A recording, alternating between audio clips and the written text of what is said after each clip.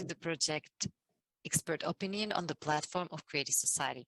Today's technical development gives us a chance to unite, not in the terms of merging to be all the same, but unite on real values, merging the potential for the sake of human life protection, thus creating a society in which everyone could live comfortably. More and more people understand that we need a global change of our society's format to the life-supportive one, the creative one. More and more people join the global volunteer project Creative Society. More information you can find on the website creativesociety.com. My name is Karolina Hronova, and I'm happy to co-host with Ivan. Hi, my name is Ivan, and I would like to introduce a very interesting man. He's an inventor, self-taught independent researcher, jack of many trades. It's hard to me to list all of the topics he's an expert in, but today we're going to ask him to talk a little bit about a great year, a natural 12,000 year cycle, the cause of climate change and why our planet is warming up. Joe, would you please introduce yourself to the public and let's get this show started? My name's Joe Blundell, and I'm an inventor. I've been studying a myriad of fields for a very long time, and I really look forward to sharing a lot of important information with all of you. Well, first of all, I really would like to thank the Creative Society for allowing me to share this information with everybody at this crucial time in all of our lives. And I truly appreciate being invited to speak. What is happening to the planet? The question that we have is the climate changing? Is it not changing? What's causing it? And so on.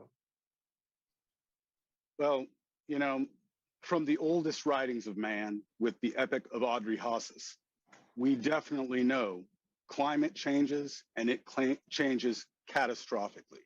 I mean, the Epic of Audrey-Hauses is actually the proto-story of what we know as the story of Noah. It is the oldest writing of man that is a story of how everything that was before had been wiped away in a cataclysm.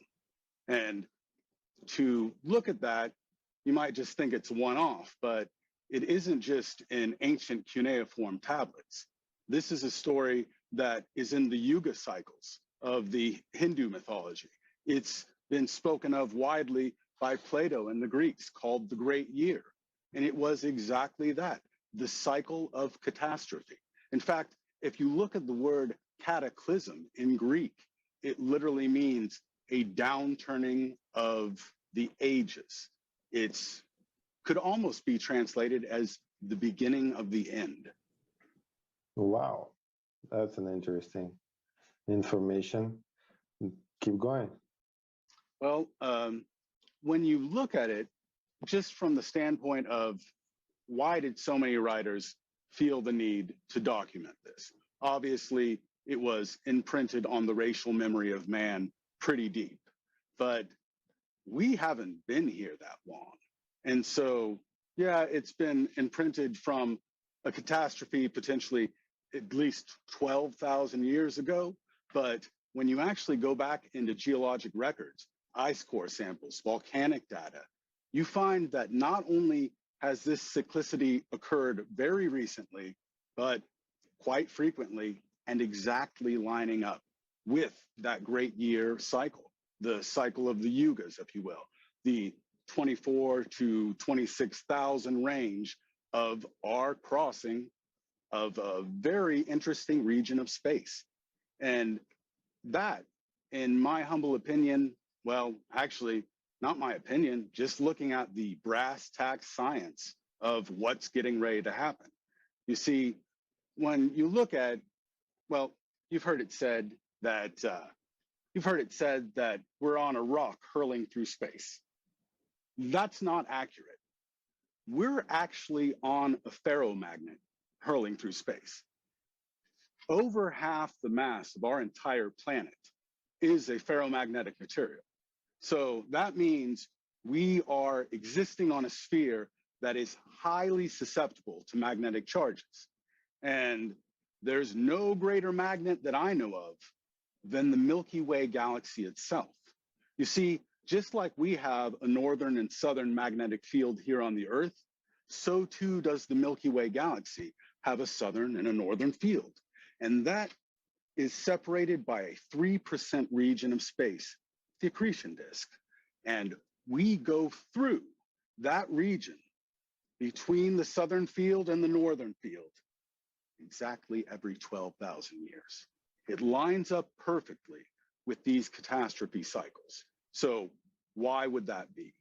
Of course, when you start to study high energy physics, it becomes unbelievably clear why that is.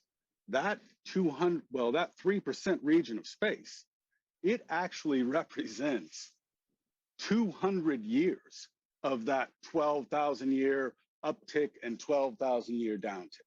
So we will be going through an energy region of space that is two gigantic counter-rotating magnetic masses. And what that means is very strong currents. And there's actually, anytime you have one fluid flowing against the other, you've seen in a stream an eddy current, like a little swirl. Well, nature is its most powerful in a swirl. Nature, tornadoes, hurricanes, anything you can think of that is that swirling motion is the most powerful thing that you can possibly imagine. And we will be crossing through that 3% region that is riddled with nothing but gigantic swirling vortices of eddied magnetism.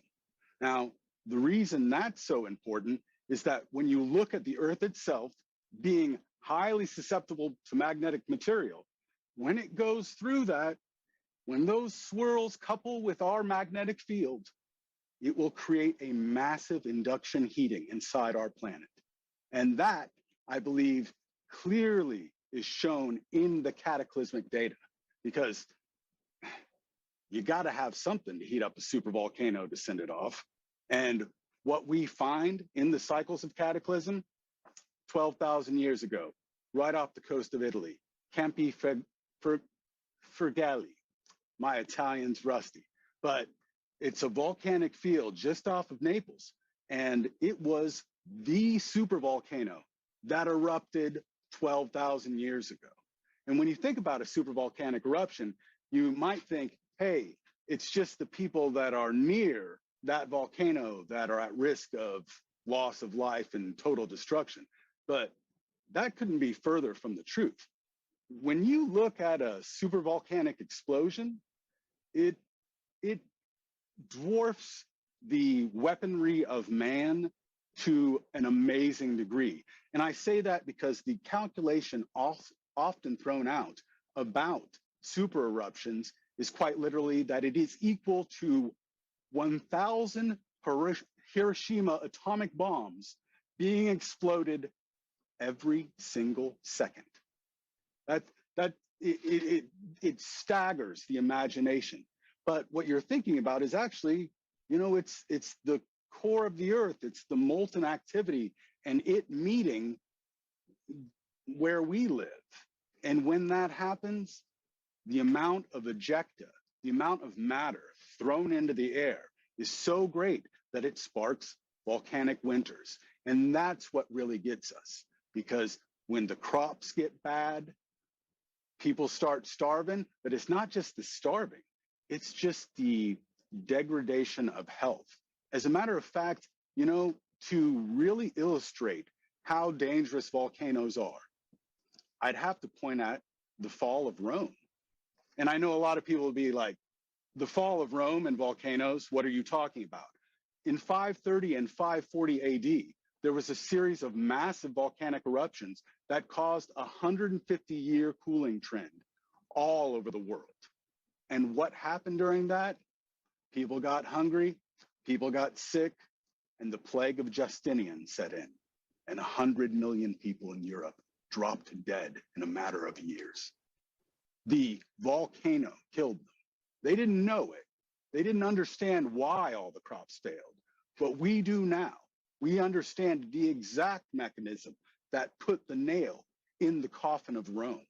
And it was a volcano, and not even a supervolcano. So when you go back just a mere 12,000 years, that half great cycle ago, you're looking at a supervolcano that not only disrupted growing conditions around the world, but there used to be exactly where I'm living now was the Clovis culture. And the Clovis culture was from Canada all the way down into Central and South America. The Clovis people ruled the Americas entirely. They hunted mammoths and mastodons and thought that their culture would live forever. And then exactly 1/2 great year ago, a supervolcano put an end to their culture completely. And some people would also point out that it might have not just been a supervolcano. You see, when you cross that 3% region of the accretion disk, there's a lot of material still left there from our formation of our galaxy. And it is riddled with asteroids, meteorites, and things swirling around in those magnetic eddies, just waiting to slam into a body. And so when you start looking at that, why not look to see if there was an impact? And sure enough, exactly 12,000 years ago in Canada, a massive meteor impact also could have very well helped contribute to the unbelievable winter events, but also to the complete destruction of the Clovis culture. And when you think about the destruction of, they were human ancestors, they were humans. But if you just go back a little further, that same volcano that gave them so much trouble is the exact same volcano that exactly 8 great cycles ago wiped the Neanderthals off Earth. That volcano has done a lot in its short time of existence, but hey, it kind of made conditions that gave rise for us. But now that we're here, maybe we can do a little bit better preparation and planning than the Neanderthals did, because things didn't work out too good for them. I would believe that we've begun experiencing the heating, even if we have not yet begun crossing the actual danger zone of the energy. And I say that in the fact that as you approach it, you're still getting, actually, it's kind of nice to hear magnetic domains sometimes, because a lot of people don't really understand the essence of what makes a material magnetic. There are, basically magnetic domains in these ferromagnetic materials that align just like a needle on a compass. Well, we've been traveling, and as we get closer to that field, the field strength increases, and all of that over half the mass in the Earth, all those little bits of metal are pinned real tight together. And so they start to move. And as they start to move, as they get closer to that magnetic field that is much stronger than them, as they begin to move, pinned in that crystal matrix, they create friction and release energy. And that is the primary driver of the heating of not only the planet's climate system, but the core of the planet as well. That's what I believe we really have to, watch out for. That being said, we're not the only ones with a gigantic magnetic field. Our sun has an amazing magnetic field, but our sun also has a very interesting position in this crossing. When you look at what a magnetic eddy does, now it's almost worth bringing up a picture of it, but if you look at the most powerful machines on Earth, every motor runs on electromagnetism, but what most people don't understand is that the largest machines on Earth run on a simple wave oscillation between a north and south magnetic field. That's right, in machines called undulators, a slight bending of the magnetic field is able to take an electron and excite it to extremely high X-ray and gamma ray emissions. And when this occurs, you're able to do a myriad of things. I mean, this is exactly how experiments are conducted at the Large Hadron Collider in CERN. And quite literally, this technology is 40 years old. Mankind has just now understood exactly the force at play when you get the north and south magnetic field mixing. And the earlier versions of undulators were actually just simply called wigglers because they just wiggled the magnetic motion just a little bit. But when you start to look at the actual physics involved in crossing the accretion disk of the Milky Way, you're actually looking at not a magnetic field that's mixing a little. You're actually looking at a magnetic field that is mixing, well, as two gigantic counter-rotating masses would be. You know, that there was actually in 1997 or 1998, there was a shift of the nucleus recorded. Do you think that there's some connection with this, what you are describing? A shift of the nucleus of the Earth. Yes, yes. As far as, are you talking about like a magnetic a shifting of the magnetic north? Earth's core shifted northwards towards the North Pole, and that magnetic field started moving faster, even faster from that point on. Well, that's actually really amazing. I had not heard about a core shift, but I've actually several years ago I did a video mapping the low sunspot times in direct correlation to magnetic movements as monitored by sea mariners. As soon as, of course, the British East India Company started taking very accurate magnetic measurements, you can cross-reference those magnetic measurements with the sunspot cycles and activity on the sun. And where some people might think that when the sunspots are very high, you would be at the most risk of magnetic movement or crustal movement of the magnetic north. But the actual data lined up completely opposite than what I initially thought I would find. And the only theory I have to explain it is when the sun is actually at a very hot place in its cycle and is bursting forth with lots of high energy particles, it's actually, the viscosity is very high. And the best way to illustrate this for everyone to understand is, you've seen when someone takes a pot of boiling water out in the -30-degree temperature and throws it up in the air, and then the water just instantly vaporizes and turns to steam. Well, if you did that same experiment with cold water and threw it out in the air, it would just throw out in a big chunk of water. Well, our star is the exact same type of system if you look at its ability to project physical mass.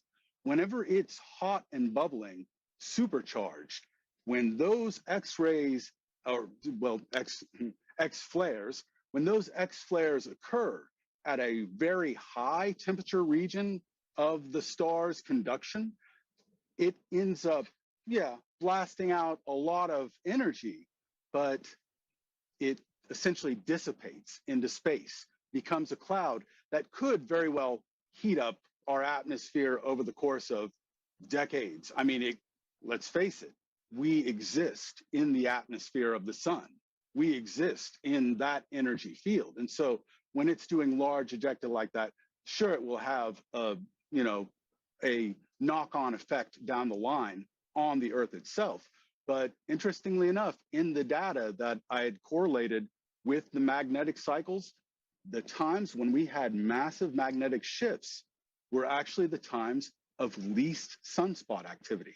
And the reason for that would be that the viscosity of the sun would be much thicker, lower, slower, so that it would not allow little pressure bubbles. Have you ever cooked spaghetti sauce and have it simmering on the stove?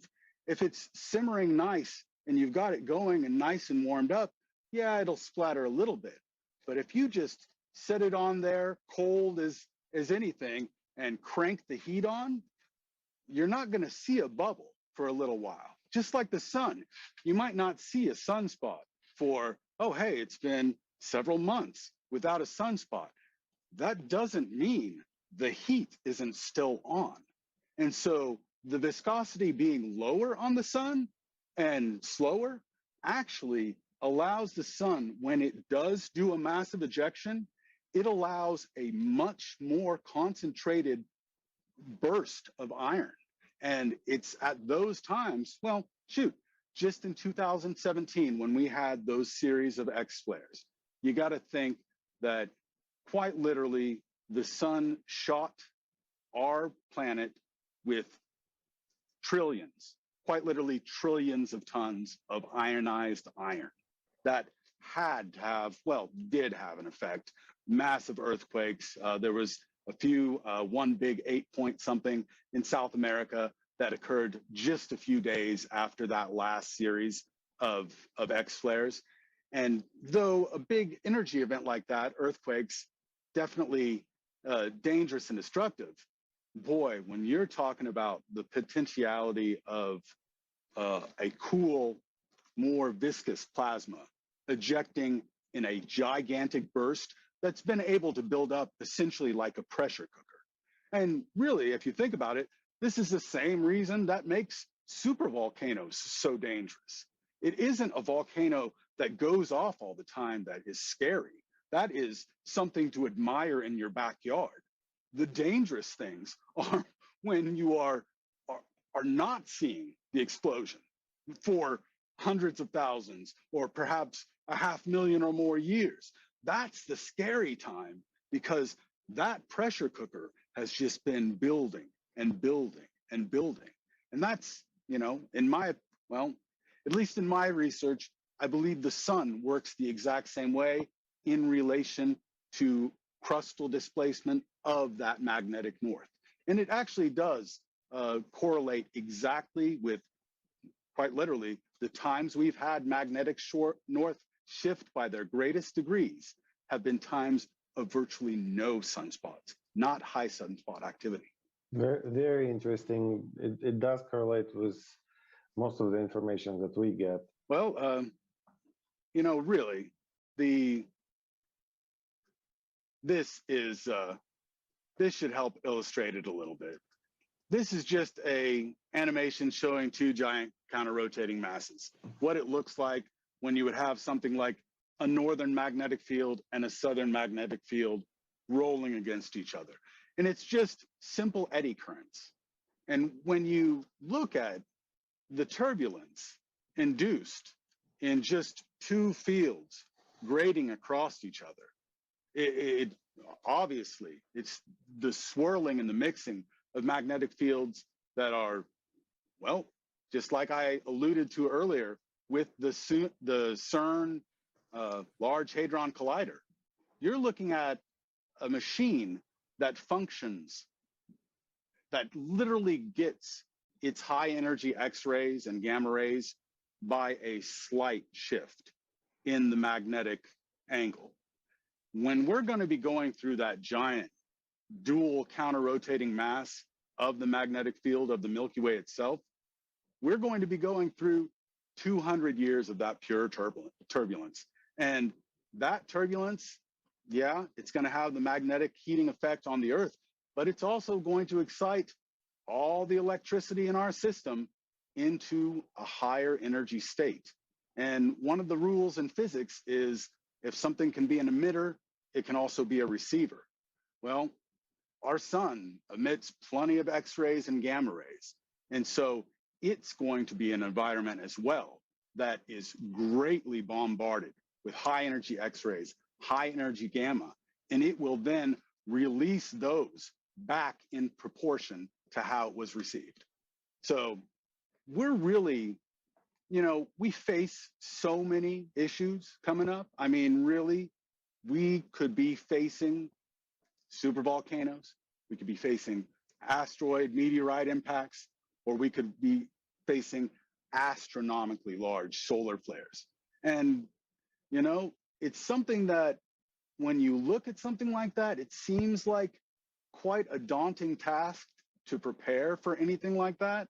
But in reality, even a very harsh volcanic winter, even a massive meteor impact that causes a meteoric winter, like the one that snuffed out the dinosaurs. Well, quite literally, the sun started breaking through almost a year and a half after the major impact. And obviously, many things survived, but the people, the creatures, the times before, nobody's had the ability to prepare like we have. It's really an amazing thing to be coming to this realization where we are. Because if you look, I mean, back with that story of Untapishnu, the flood story, a lot of people don't know this, but obviously he prepared.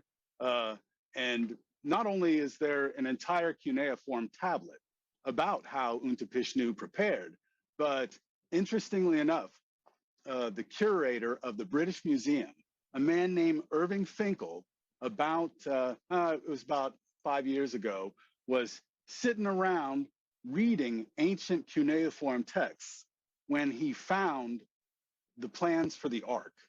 And I know how that sounds. It's like, what? It's a great book.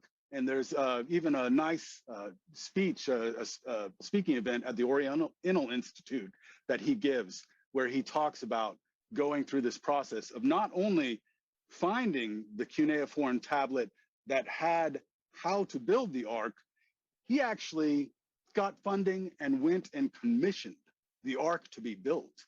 And whereas we all think that, the Ark, a big wooden barge, kind of from our biblical thinking. But as a matter of fact, the type of ship that he used, was called a coracle, a very common ship built all over the world. It just was a very large coracle, a gigantic hemispherical bobber, essentially, able to take wind and waves as if a breeze. And really, when you're looking at the physics of destruction, you want to be in a spherical structure. You want to be somewhere that the wind and water can effortlessly move around. The idea that you're going to stand up or block the force of wind with a square building or a square structure is laughable. Wind and water will destroy them every time. I've seen it in tornado after tornado around where I live. But the structures that aren't destroyed, domes. In fact, there are excellent pictures. I don't have it pulled up right now, but there are pictures from after, I almost want to say Hurricane Ike 2005. Maybe it wasn't that one, but maybe it was Katrina. There are pictures of, there's this beach and it's matchsticks. There are nothing but total destruction. The surf rose, the waves came in, the wind blew, and all the square stick-built structures were completely wiped off the map.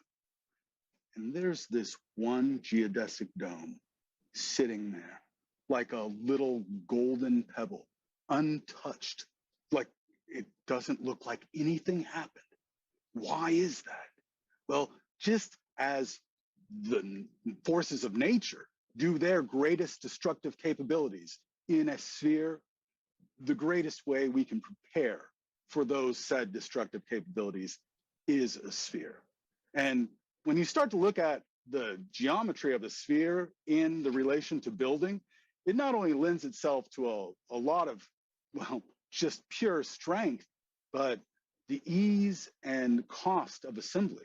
Why, if you took the exact same amount of material that was in your square structure right now and built a spherical structure, you would end up with 40% more space with the same amount of material used. It's just the surface geometry of dealing with the spheres rather than squares. And you end up with something that is quite literally superior in every way, shape, and form, as far as strength and, if you do it correctly, longevity. Scientists noticed that the ice caps are melting from the bottom up. So basically the heat, it's not coming from the atmosphere, it's the Earth itself is warming up and the heat is coming from the bottom up. Would you speak a little bit more of that? Essentially, the reason that the charged particles begin to interact with us is because of the magnetic problems that we'll be facing. You see, we're actually continually bombarded by those particles. It's just that our sun and its magnetic sphere as well is able to protect us from cosmic rays most of the time. That magnetic field and the magnetic field of our Earth actually make our environment completely livable. And the problem I can see is that when you perturb those magnetic fields, it's almost like bringing down the shields on the starship. It allows the energies that are always there to get in even more. And as far as energies, the high energy gamma and X-rays just emitting from the sun are going to be more than enough to heat up our climate system. I believe you do have increased cloud nucleation whenever you have cosmic rays, but I also believe the whole concept of why that occurs is kind of hand in glove with the shields going down, so to speak. It's not just our magnetic shielding going down, but the sun will be going through this supercharged region of space as well, and that it will no longer be able to protect us as it once did, just for that 200-year period. Okay, and what's causing our magnetic field to get weak? Well, there's a concept in physics called magnetic coupling, and essentially the weaker field will always give way to the stronger field, and that's why the Earth is so heavily influenced by the sun itself. Well, now we've got another part of the equation to calculate. Not only are we looking at the magnetic field of our planet, not only are we looking at the magnetic field of the sun, but we're looking at the magnetic field of the Milky Way. When you think of the ability for magnetism, magnetic induction is how we currently melt steel now. You can flip a switch and have a piece of steel red hot in seconds and molten in just a few more. Well, that same type of induction, as we go through a magnetic eddy, over half the mass of our planet is going to be subject to that exact same type of inductive force. So just from that standpoint alone, the availability of supervolcanoes erupting at that time, obviously it's no coincidence, 12,000 years ago, it was Campi Flegrei in Italy. 24,000 years ago, 25,000 was the Tambora in New Zealand. That was another massive volcano that lines up exactly with the cycle. Go back 36,000 years, once again, same supervolcano off Italy, the Campi Flegrei volcanic fields. Then you go back, you don't see anything for the 48,000 range, the 48 to 52,000 year range. You don't see any major eruptions, at least no major land eruptions. That doesn't discount that there couldn't have been some submarine underwater type volcanic event that has been lost to a sea change over time. But I'll tell you what wasn't lost to a sea change, the Canyon Diablo meteor crater. You can go just outside of Winslow, Arizona, and see the most well-preserved meteor impact site on Earth. And to stand at it and look across is breathtaking and a little frightening because you think that this was a grain of sand. Actually, not even a grain of sand. This was a speck of dust in the cosmic sense. And it had the power to alter the course of an entire world. And wouldn't you know, that meteor hit exactly 2 great cycles ago. So it lines up perfectly with, well, with what we're talking about. And I would be remiss if I didn't mention the king of all recent cyclical disasters. And it occurred exactly 1 great cycle after that 50,000 year impact. And that is the Mount Toba eruption of 75,000 years ago. And to give you an idea of how enormous Toba was and how utterly destructive it was, when it went off, genetic research has been proving, and the theory is that the human populace bottlenecked down to 7,000 to 10,000 people. That's right, in very recent geologic time, exactly 3 great cycles ago, human life on Earth was almost completely extinguished by a supervolcano. We're going to be going through those exact same heating events that our planet went through exactly 3 cycles ago that set off that pressure cooker. And if you look at it, there are a lot of supervolcanoes around the world. In fact, there are 7 supervolcanoes that are constantly monitored and constantly show some level of activity. Though recently there's been a lot more activity, which is cause for pause and maybe actually just a wake-up call. I mean, really, when you think about it, that's it's the greatest threat humankind has ever faced.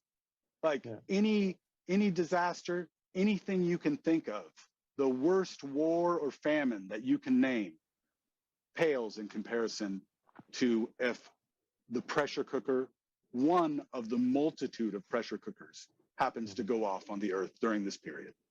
You talking about Yellowstone right now? Or? Well, Yellowstone is, yes, the #1 on the list of volcanic supervolcanoes, but there are actually 7 supervolcanoes as categorized by the geological institutes. And I couldn't name them all offhand, but the Campi Fields off of Italy are one. Tambora is still considered a supervolcano, because what you have to understand, you got to understand the geophysics of what makes a supervolcano, rather than a cinder cone or something like that. So essentially, the reason a supervolcano is so unbelievably dangerous is you've got a gigantic magma chamber.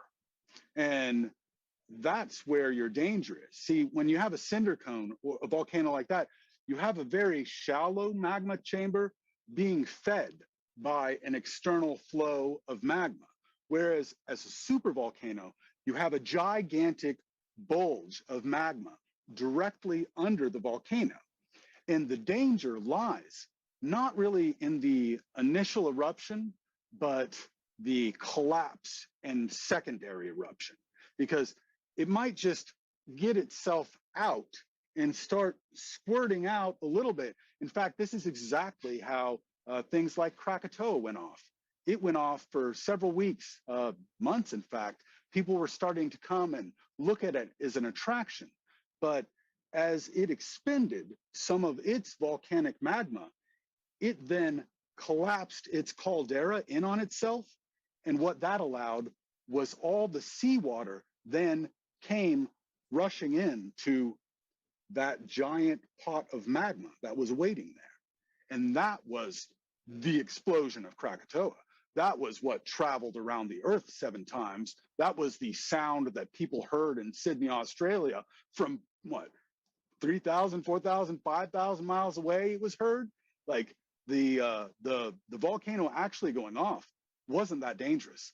It was when it collapsed back into its own well of magma. That's when you get all that energy then is released in mass.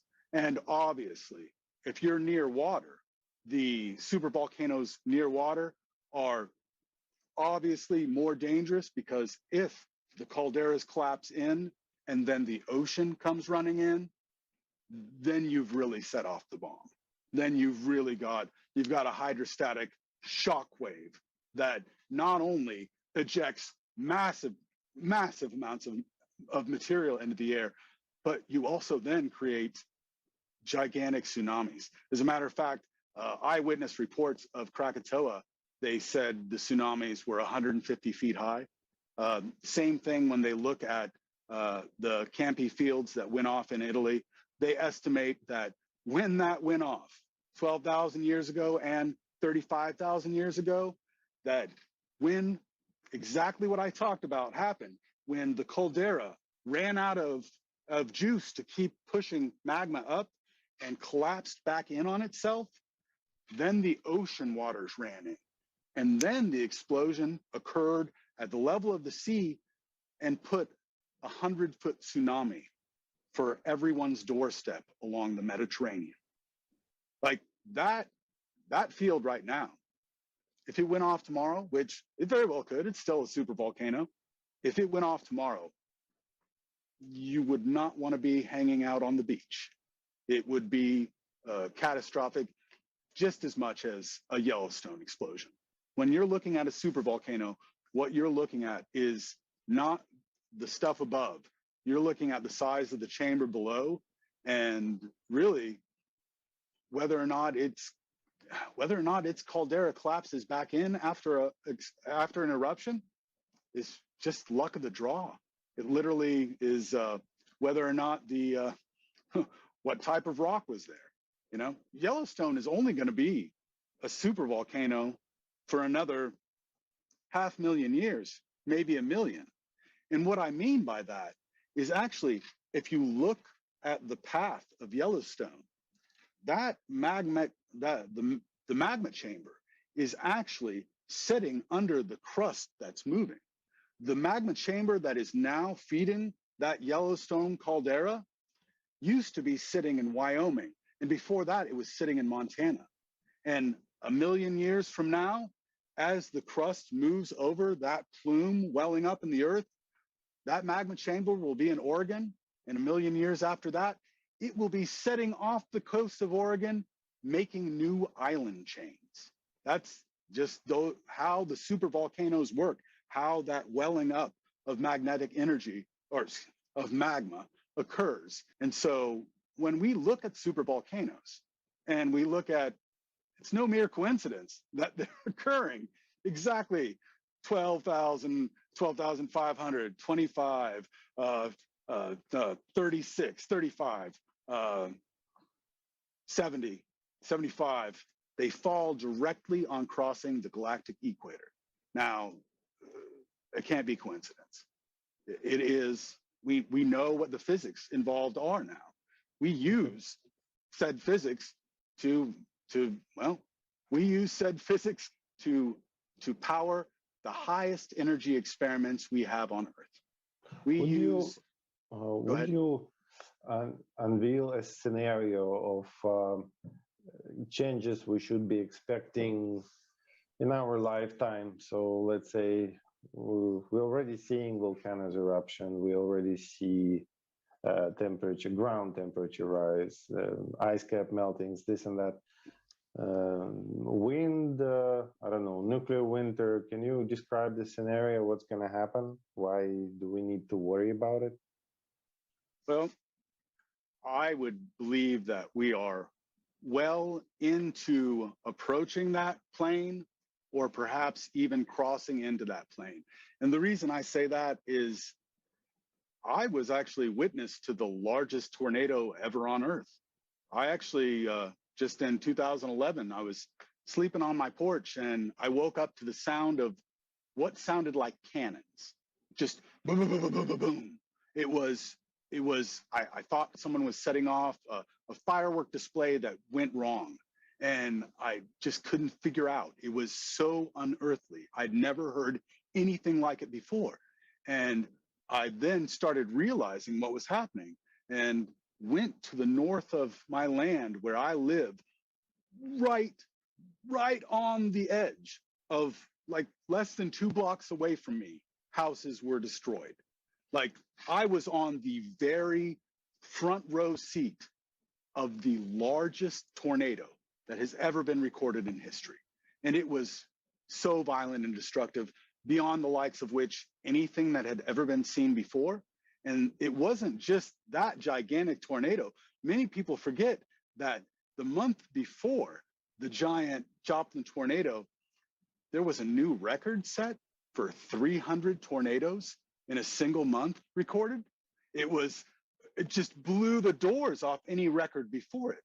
Well, there's obviously something that's changed. I mean, if that was something that was just a normal function of the atmosphere, we would see a slow logarithmic rise and fall of tornado numbers. We wouldn't just start seeing jumps in the number and intensity of these tornadoes. And so you almost have to attribute it to some external factor. And there's no better factor for heating of the earth. The danger, of course, lies with the magnetism of our material, but the heating of our atmosphere, that's magnetically coupled with the sun. So as the sun starts receiving more energy, more cosmic rays approaching that area of the galactic equator, it will begin to emit more high energy rays itself. That will affect our planet. As far as, I think, what you'll see and what you've already seen, as a matter of fact, I watch the Weather Channel all the time. No, I don't watch the Weather Channel. That's not accurate. I watch radars. I watch radars all the time. It's actually one of my favorite things. And I have noticed in my couple of decades I've been watching the radar, you can go on there sometimes and see now the most insane oscillations of the jet stream. And, well, exactly what happened in Vancouver a couple of days ago. You would have a massive weather event, the likes of which they're not used to, that floods the entire city and cuts them off from the rest of Canada. And you're looking and you look at what happened, and it is quite literally, whereas we normally see this nice smooth oscillation, which of course is bound to the electrical systems of our sun, that smooth oscillation has been perturbed very recently to a much more chaotic up and down oscillation of that jet stream, which that's exactly how you get massive weather events. It's the mixing of the upper pressure and low pressure. That's exactly how you make famines in one area and floods in another. And we're seeing it now. It's some people might say, oh, it's just because there's more reporting. No, there's been plenty of reporting on tornadoes in America for the past couple hundred years. They've been doing a good job keeping track of a lot of information for a very long time. We are seeing a physical spike. We're seeing an increased number of storms, an increase in the intensity of storms. And there's no other way of saying it, but it has to be the universe doing it. If it was mankind doing it, then it would have been proportional to how much we were adding. You would see a logarithmic rise in everything. You wouldn't see the massive jumps that we've seen. And the only way you can account for a massive jump in energy is if you actually enter a much higher energy region of space. Yeah, that's really alarming.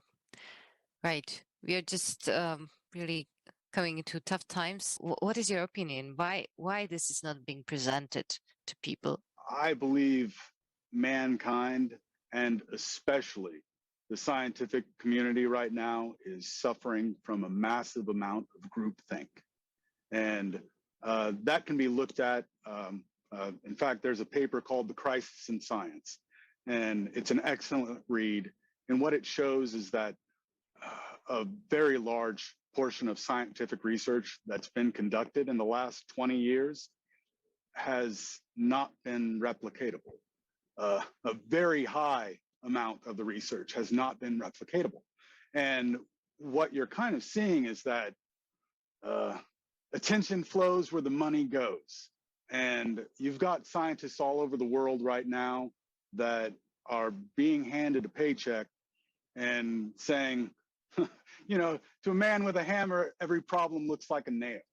And right now, the scientists of the world have been handed the hammer of CO2, and they're literally trying to shoehorn that into everything you can.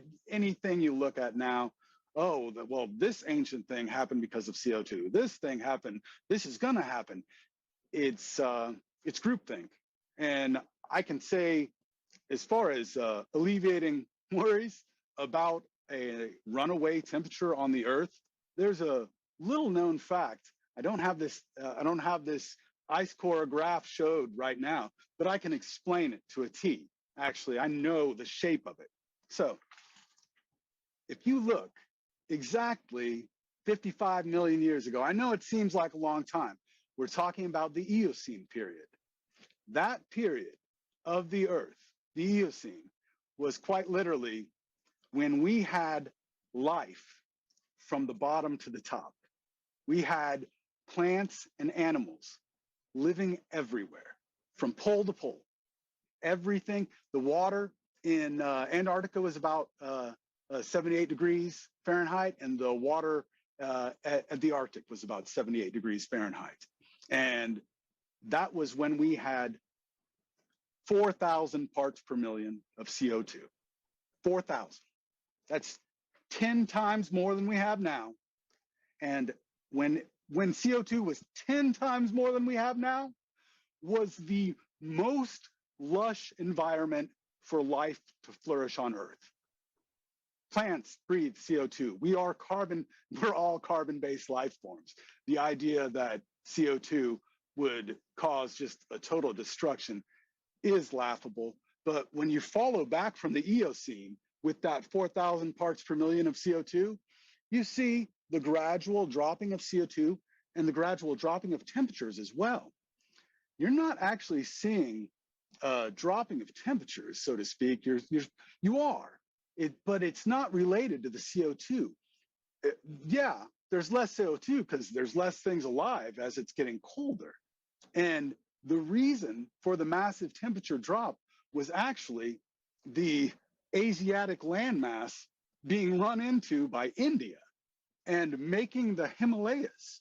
And it logarithmically gets cooler until about 35 million years ago exactly, when the Himalayas, is actually how the Hindus say it, the Himalayas poked into the upper stratosphere and gave us access to super cold weather that came rolling down and changed our environment forever. In fact, when you look at that 35 million year point of when the Himalayas reached that layer in the atmosphere, that is the absolute warmest we will ever get again. It got way, way colder. It dropped off the charts from there. The warmth, the life on Earth, well, we were subject to a lot more varied conditions than we were before. We were literally plunged into, it was a whole new world. We literally experienced winters for the first time.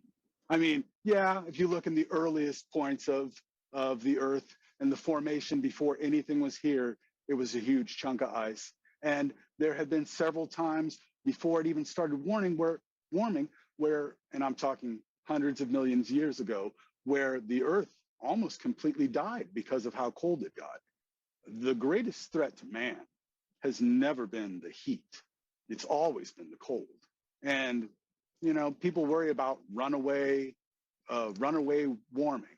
Sure, no matter what the cause of the warming, a lot more energy into the system, a lot more water melting, levels of water rising are going to really hurt coastal communities. It's really going to hurt people that are on a low-lying area. But as things warm up, what that also means is that vast swaths of land become inhabitable. Like when you look at, like I said, when life on Earth was at its peak was when we have warmer conditions, not colder. And so the idea for me, from an agricultural standpoint, I very much want it to be warmer. I fear the volcanic winters. I fear crop failure. And well, I've been building greenhouses for 20 years. And one of the little secrets that people in the greenhouse community do to make plants grow like crazy is we pump about 2,000 parts per million of CO2 into the greenhouse.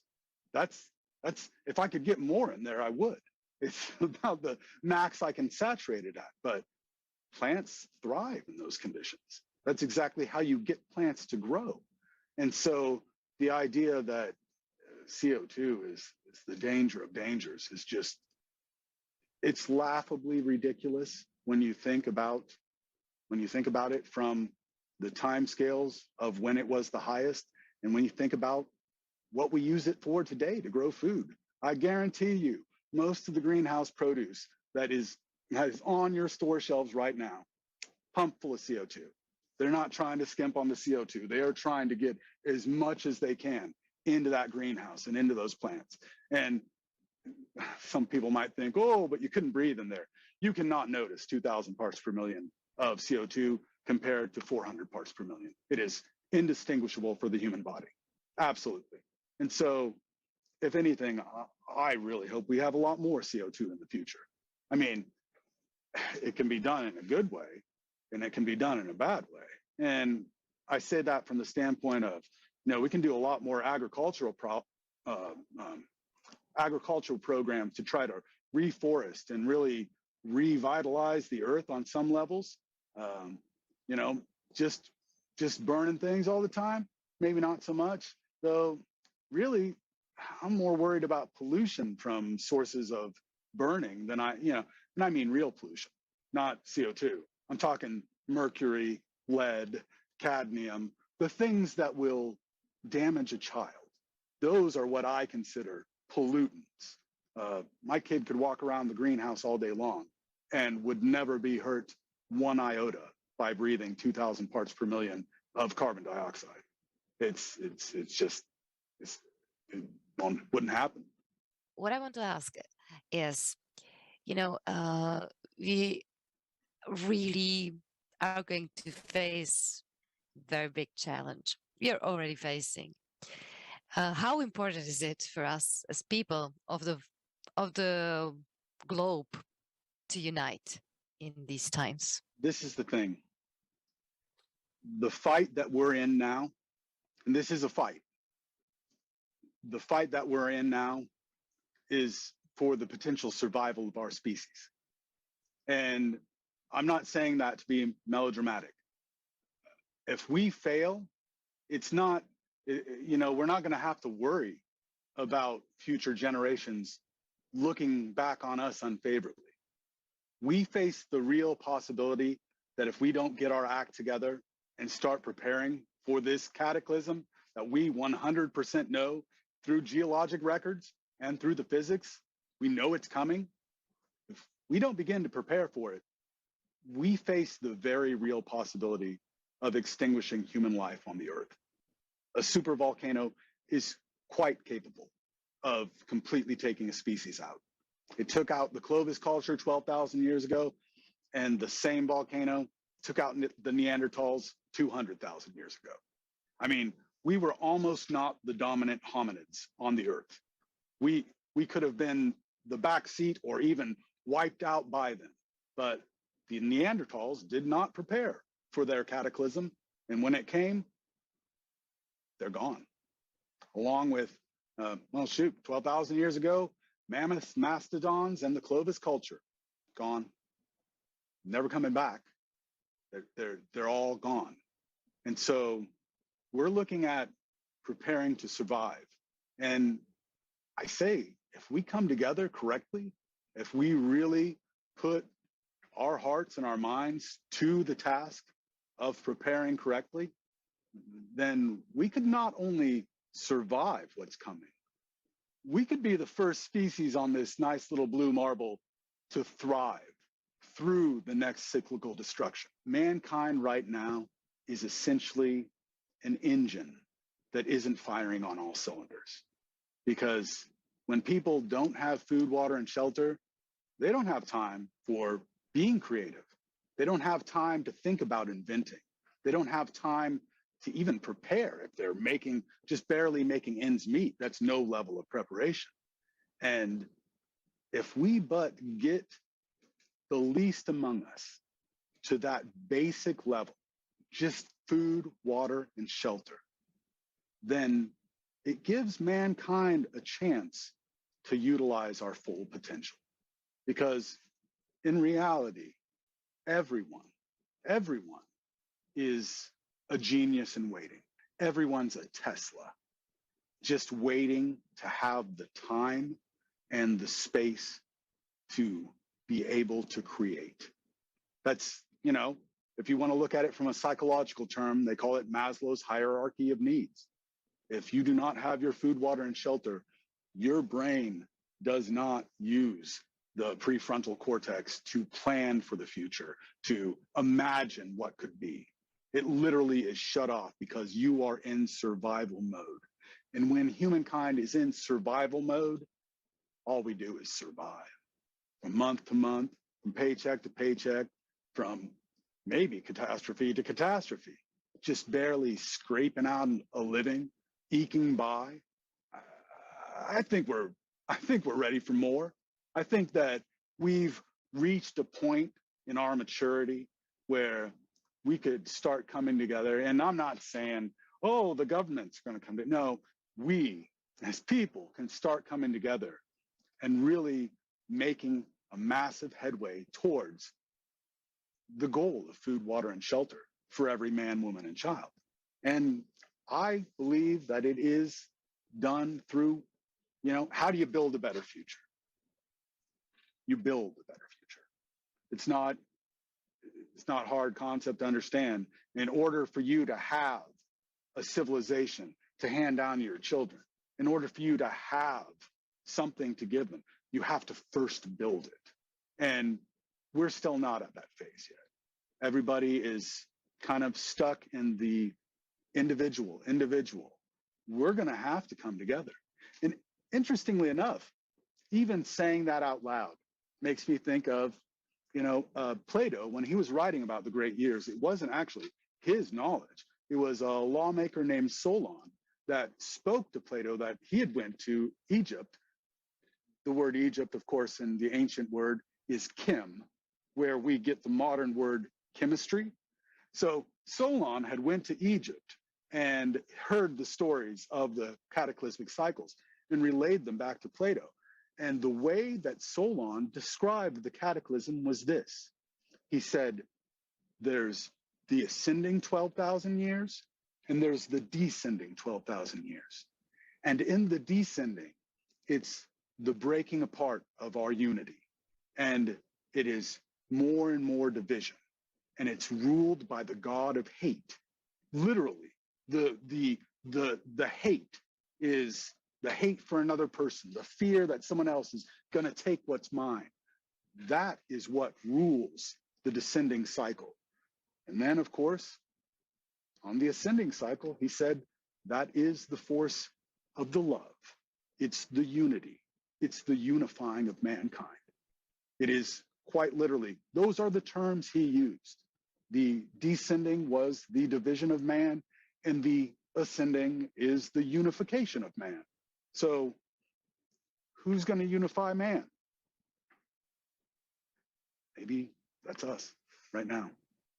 Maybe that's our job.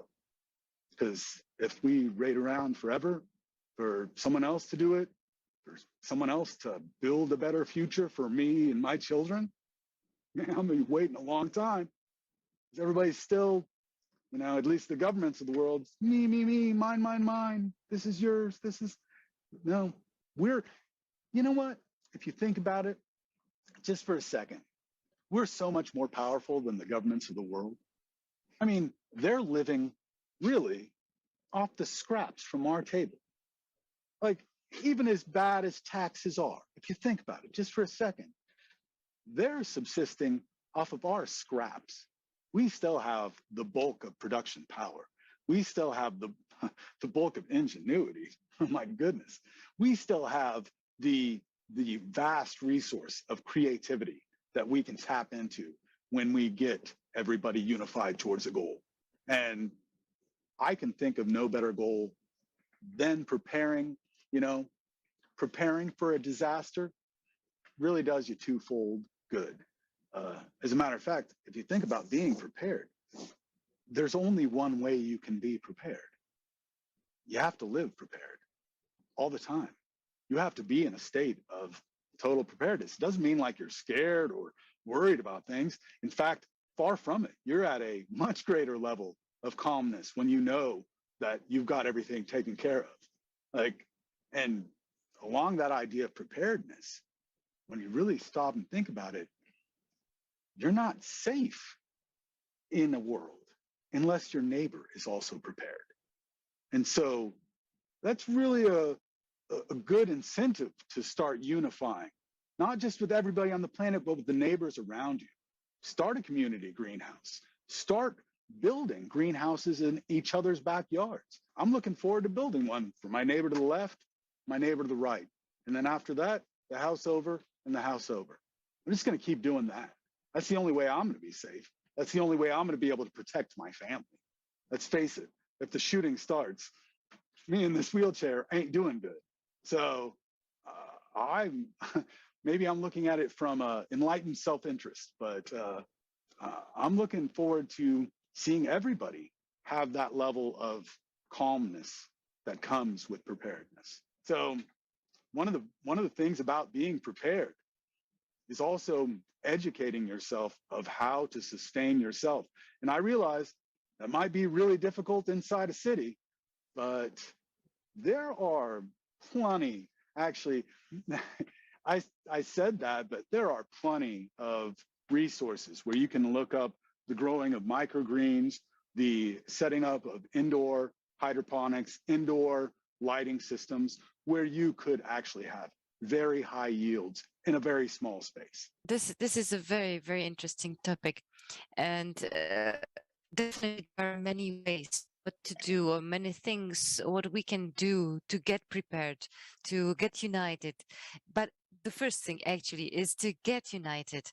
And that is also the point of Creative Society, the very basic point of Creative Society project. And that is the idea of Creative Society.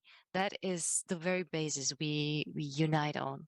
And if we put this very goal in every area that we have, agriculture, medicine, everything, industry, economy, if we focus on human life, then we can really reach our goal, that we can really unite. I believe that as you have said, we can merge our potential and we can find many ways how to survive.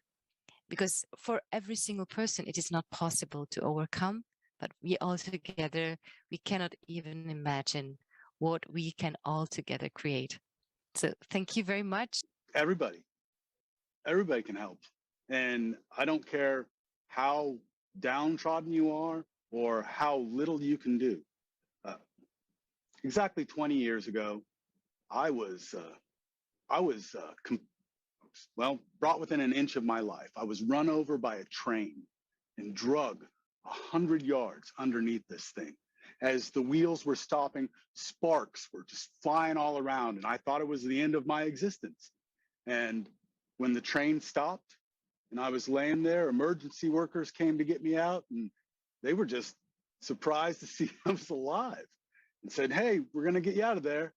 And they finally got me out, and when I woke up in the hospital, completely broken, no longer able to use my legs, missing most of one of my hands, it doesn't work very well. So I'm literally, for all intents and purposes, I've been doing everything I'm doing now I've been doing with a single hand. I've got gigantic orchards going. I've got orchards and food production like you wouldn't believe. I've been making greenhouses. I've been building sustainable means of food, water, and shelter for a myriad of people. And yeah, I've had a lot of help. People have been volunteering to help me, but it started with this. That's all I had. All I had left was my hand and my mind. And if you've still got a mind and at least one hand, I bet you can make a big difference. And you know what? I bet you can do it with just a mind. I know several quadriplegics that are some of the most brilliant people I've ever met in my life. Because you think it's the fact of the matter. I've had a lot of time to sit around and read and think. But some people have literally been put in a place where all they can do is think. And they can help us out of this situation as well. That if you think about it, no matter how sick you are, no matter how tired you are, no matter how poor you are, you can always raise that level of your own abundance around you. You can always contribute to the people and the people in places, the people in spaces around you. You can always do something to help. You can always, pick up a can of paint and paint a wall if somebody needs it. You can always find tasks to help beautify the world around you. You can put a seed in the ground and you can tend it and you can watch it ultimately fruit. But not only that, you can do so much more. Let me tell you about what I did in my orchard. I have 26 different varieties of ancient trees. The oldest I've got is an apple tree, the Duchess of Oldenburg. And one of the beauty things about fruit trees is that you can take cuttings, you can root them, and you can go somewhere else. And it's almost like copy, paste, copy, paste. You can literally spread forests. You can literally, the power that you have when you really access the sheer force of nature that is always at everybody's fingertips. We are the most powerful species that has ever been as far as agriculture goes. We have the ability to transpose and make green the deserts. And that's actually the one book I have here out just really to show desert or paradise. And that's really the question. Do we want to see a beautiful oasis that we can all live together in? Or do we want to see everything turn to dust? Because we get to choose. It's at our fingertips. We have the power. I've studied a myriad of things, and I have to say it's fun. I love learning, and I love sharing, and I'm really looking forward to seeing what comes of everything and what comes next. I'll be really looking forward to building your greenhouse with you. That is something that I'll start. How big do you want it? 1,000, 2,000, 3,000 square foot? I bet that's you could use a 3,000 square foot greenhouse. Thank you all so very much for having me.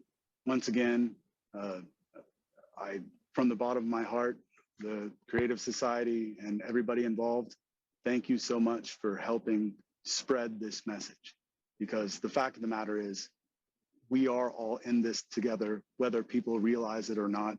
And what you're doing, I believe, is part of that ascending part of the cycle.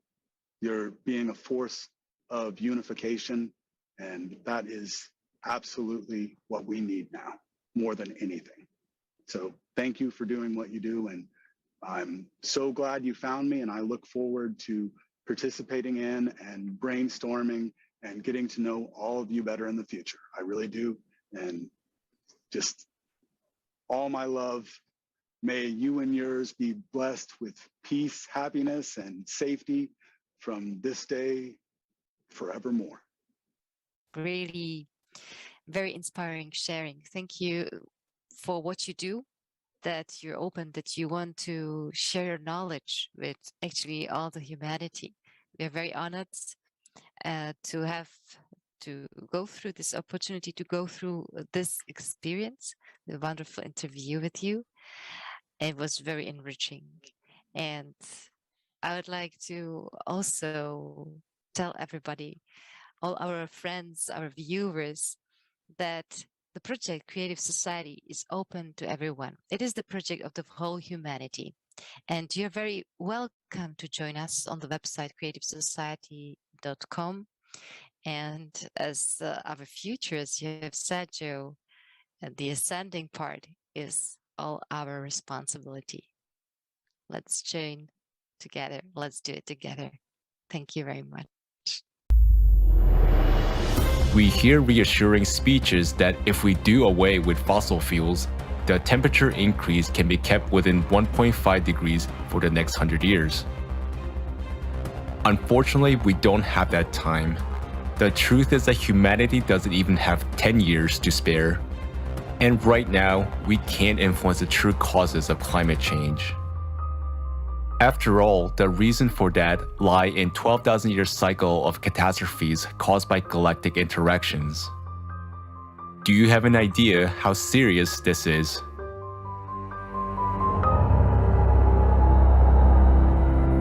The cycle of terrible cataclysms, which the Earth now has to go through, occurs on the planet every 12,000 years, and it has been described by various researchers in many scientific works and books.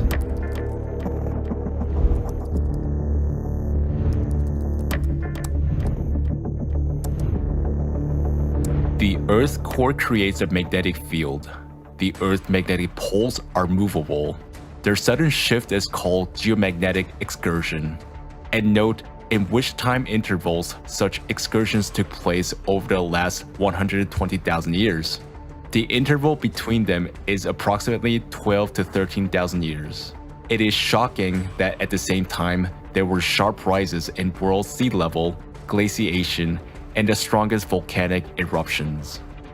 Each time during such excursions, the magnetic field of the Earth became 8 to 10 times weaker, and this led to an increase in the flux of cosmic radiation. Modern science cannot explain why geomagnetic excursions coincide with dramatic climate change and glaciations. At the end of 20th century, Hartmut Heinrich did a great study. He collected data on the bottom sediment of seas, lakes, and rivers. And using them, he reconstructed all the dramatic temperature changes over the past 100,000 years. These changes were called Heinrich events. Each such cycle corresponds to a short period of glaciation, preceded by a sharp warming of the planet by 8 to 10 degrees Celsius. Dating the Heinrich events, Sidney Hemming in 2004 published her version of the periodicity of the abrupt temperature changes, where the events of the 12,000-year cycle clearly stand out.